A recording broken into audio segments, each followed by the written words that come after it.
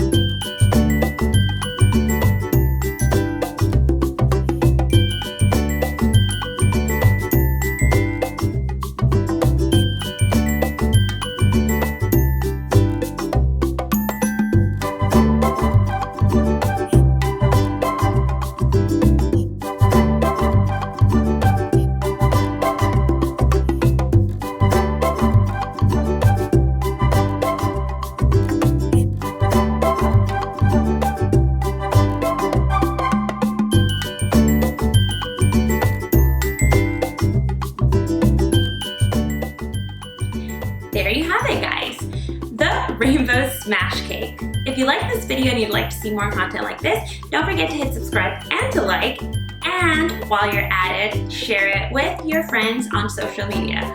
So that's all for today, guys. Happy baking!